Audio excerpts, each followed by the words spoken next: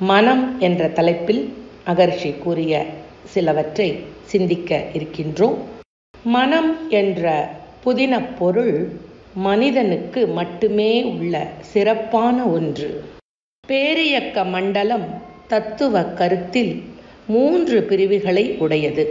அவை பருப்பொருள் நிலை, நுண்பொருள் நிலை, காந்த அலை நிலை.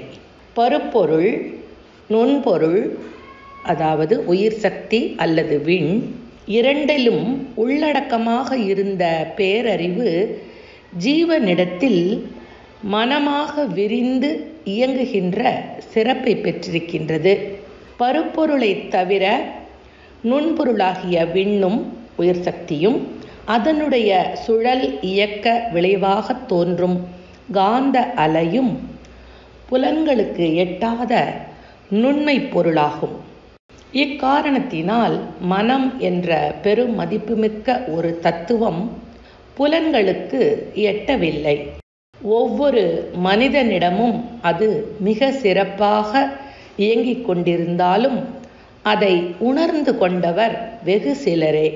மனம் என்ற பிரபஞ்ச பெருநிதியை மனிதன் உணர்ந்து கொண்டால் அதன் மூலம் இறைநிலையையும் உணர்ந்து கொள்ள முடியும். மனம் என்ற மதிப்பிற்குரிய மாப்பொருளை மனதால் தான் உணர வேண்டும். மனமது இயற்கையின் மாபெரும் நிதியலோ, மனமதை தாழ்த்திட மயக்கத்தால் துன்பமே, மனமதை உயர்த்தினால் மட்டில்லா இன்பமாம், மனதிலே உளையெல்லாம் மற்றெங்கு தேடுவீர். மனமது இயற்கையின் மாபெரும் நீதியல்லோ. மனதுக்கு அடித்தளம் இறையாற்றல். மன இயக்கமோ சுழல் விரைவுக்கு ஏற்ப இறையாற்றல் நிலையிலிருந்து விலகி நிற்பது ஆகும். மனித மனம் 4 கட்ட அலைச்சுழல் நிலைகளில் இயங்கிக் கொண்டிருக்கின்றது. பீட்டா அலை, பீட்டா வேவ்ஸ். இதற்கு சுழல் விரைவு வினாடிக்கு 14 முதல் 40 வரையிலாகும். புலன்களை கொண்டு நடைபெறுகின்ற மன உடல் இயக்கங்களின் மன அலை இந்த நிலையில்தான் பெரும்பாலும் இருக்கும். இதை உணர்ச்சி நிலை என்று சொல்லலாம். அடுத்ததாக அமைதி நிலை எனும் ஆல்பா நிலை. இது வினாடிக்கு 8 முதல் 13 வரையில் நடைபெறுகின்றது. புலன்களை கடந்து பிரபஞ்சம், இறைநிலை, மனநிலை இவைகளை நினைந்து மனித மனம் இயங்கும் போது ஆல்பா அலையில்தான் இயங்கும்.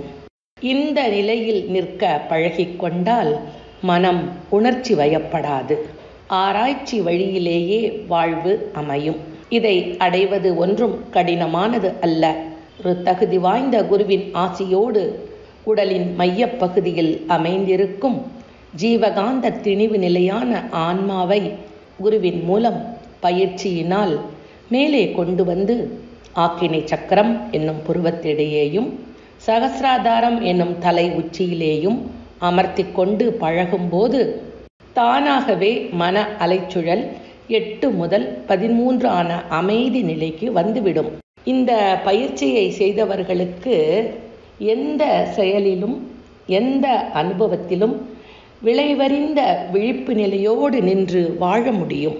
மேலும் இதே ஜீவகாந்த அழுத்தமான ஆன்ம சக்தியை மனதால் விரித்து பேரியக்க மண்டலமான பிரபஞ்ச பிரிவிலே நிறுத்தி பழகும்போது அந்த மன அலைச்சுழல் பீட்டா அலை எனப்படுகிறது. அது ஒரு வினாடிக்கு 4 முதல் 7 வரையில் ஓடிக்கொண்டிருக்கும். இந்த மனநிலையை அடைந்தவர்களுக்கு விஞ்ஞானம் மற்றும் மெய்ஞானம் ஆராய்ச்சிகளை நடத்துவதற்கு சுலபமாக இருக்கும். பிரபஞ்சம் என்பது எல்லா கோள்களும் சூரிய மண்டலங்களும் ஒன்றிணைந்த பெரும் கோளமாகும். இவை அனைத்தையும் தன்னிருக்க சூழ்ந்தழுத்தும் ஆற்றலால் அழுத்தி பிடித்து கொண்டு இருப்பது இறைவெளி என்னும் பேராற்றலாகும். மனதை விரித்து இந்த நிலையிலேயே நின்று ஓர்மையில் பழகி வர வர படிப்படியாக மன அலைச்சுழல் வேகம் குறைந்து வினாடிக்கு 1 முதல் 3 வரையிலான டெல்டா அலையில் அமைந்து மனம் அமைதியாக இயங்கும்.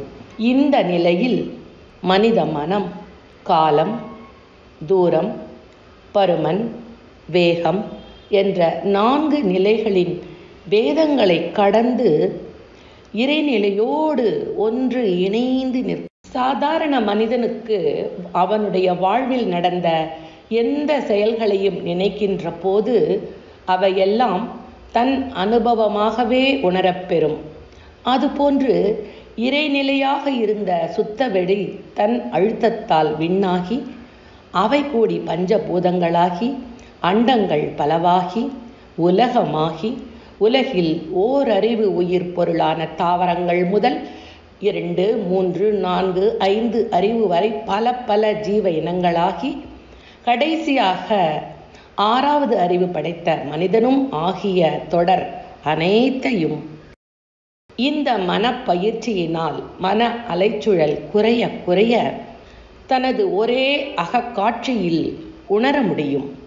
இந்த நிலையில் இவற்றையெல்லாம் உணர்ந்து கொள்ளக்கூடிய மனித மனதுக்கு அகண்டாகாரமாக சுத்த வெளியாக எல்லையற்ற ஆற்றல் உடையதாக உள்ள இறைவெளியும் எல்லாவற்றுக்கும் அடிப்படையாக உள்ள அறிவும் ஒன்றாகவே இருப்பது விளங்கிவிடும். இதுவே பிரம்ம ஞானம். இந்த நிலை அடைந்து விட்டால் சிந்திக்கவும் செயல் புரியவும் அவ்வப்போது தேவையான அலைச்சுழல் விரைவு எண்ணிக்கை வேண்டுகின்ற போதெல்லாம் வேண்டுகின்ற அளவினதாக மனித மனதுக்கு தானாகவே கிட்டிவிடும். இங்குதான் அறிவே தெய்வம் என்ற பேருண்மை மனிதனுக்கு விளங்குகின்றது. மனமது இயற்கையின் மாபெரும் நீதி அல்லோ, மனமதை தாழ்த்திட மயக்கத்தால் துன்பமே, மனமதை உயர்த்தினால் மட்டில்லா இன்பமாம், மனதிலே உளையலாம் மற்றெங்கு தேடு.